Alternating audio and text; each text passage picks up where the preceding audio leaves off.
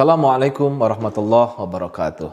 Bismillah, alhamdulillah, wa la ilaha illallah, Allahu akbar, wa la hawla wa la quwata illa billah. Asyhadu an la ilaha illallah, wa asyhadu anna Muhammadan abduhu wa rasuluh, la nabiyya ba'dah. Allahumma salli wa sallim ala sayyidina Muhammad wa ala ali sayyidina Muhammad. Sahabat yang dirahmati Allah Subhanahu wa taala. Ada sebuah kisah yang banyak dicatat di dalam sirah Nabi. Suatu saat penduduk Mekah dikejutkan oleh persekutuan kaum kafir Quraisy. Mereka akan menyerang Madinah dan pasukan yang dikerahkan sangat banyak. Sementara di Madinah hanya ada beberapa ribu saja. Khawatir dengan kondisi itu, maka jangan sampai terjadi penyerangan yang kemudian meluluh lantahkan kota Madinah. Maka Rasulullah Shallallahu Alaihi Wasallam bermusyawarah kepada sahabat, apa yang harus dilakukan? Dalam pikirannya, jangan sampai kota Madinah terkuasai oleh kafir Quraisy. Akhirnya diambillah sebuah keputusan bahwa mereka harus menyambut musuh. Dan kemudian melakukan survei lah Rasulullah Shallallahu Alaihi Wasallam bersama para sahabat. Ada di antara mereka seorang sahabat yang bernama Salman Al-Farisi. Dari namanya kita tahu bahwa beliau adalah Al-Farisi, orang Persia.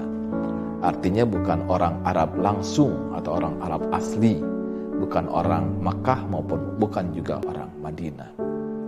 Sebagaimana yang kita tahu bahwa di dalam sejarah Persia itu peradabannya lebih maju dibandingkan Arab, dibandingkan Hijaz, dibandingkan Mekah dan Madinah. Ada dua kekuatan besar pada abad itu yang memiliki power, yakni Persia dan Rum, Bizantium.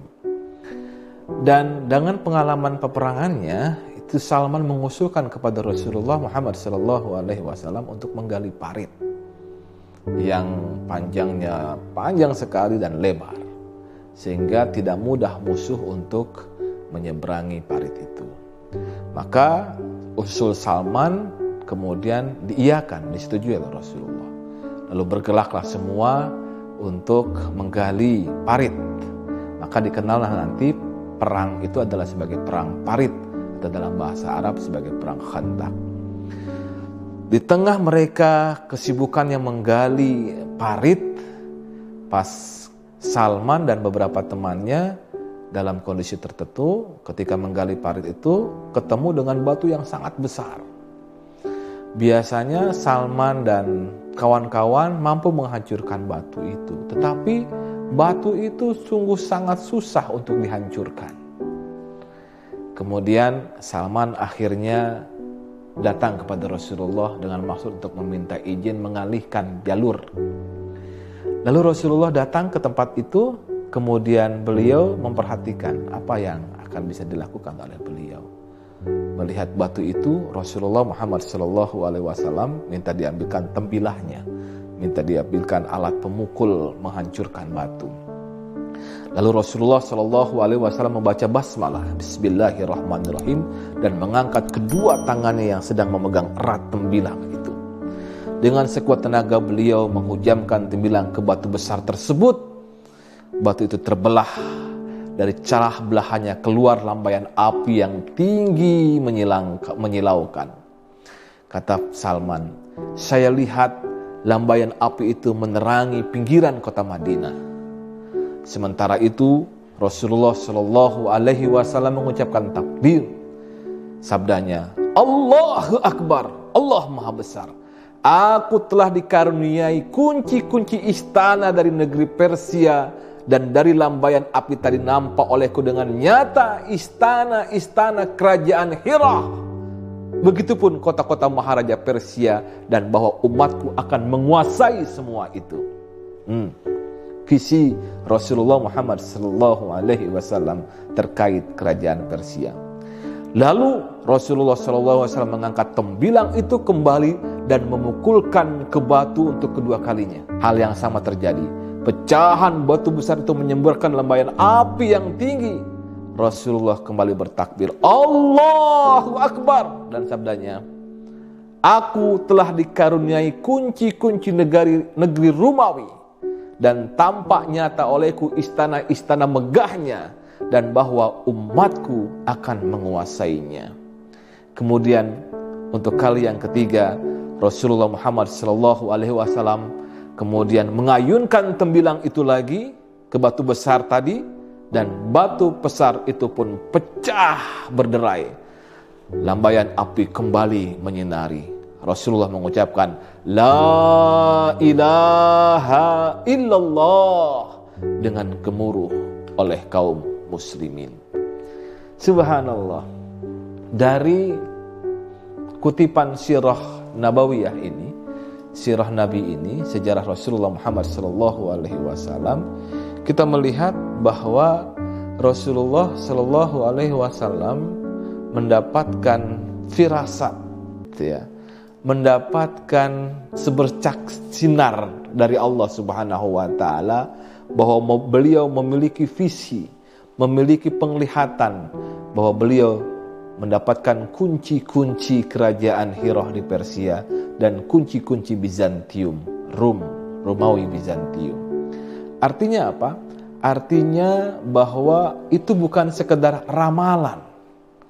Itu adalah visi yang diberikan oleh Allah Subhanahu wa taala kepada Rasulullah Muhammad sallallahu alaihi wasallam. Bahwa pada saatnya nanti kekuatan Persia dan kekuatan Rum akan ada di tangan umat Islam. Entah kapan, saat Rasulullah Muhammad sallallahu alaihi wasallam hidup belum bisa terrealisasi. Tetapi nanti pada zaman kekhalifahan Islam dipegang oleh Umar bin Khattab, Islam kemudian mampu mencapai Persia yang kita sebut sebagai Iran, Irak hari ini, dan pada masa-masa belakangan akhirnya Rum pun terkuasai oleh umat muslim. Pemirsa yang dirahmati Allah Subhanahu wa taala, visi, kita belajar visi dari Rasulullah Muhammad sallallahu alaihi wasallam. Dari pemecahan batu yang dilakukan oleh Rasulullah Muhammad SAW, dan beliau mendapatkan dari Allah Subhanahu wa taala visi mengenai penguasaan negeri Persia dan negeri Rum oleh umat Islam. Jadi kita belajar visi Rasulullah Muhammad SAW.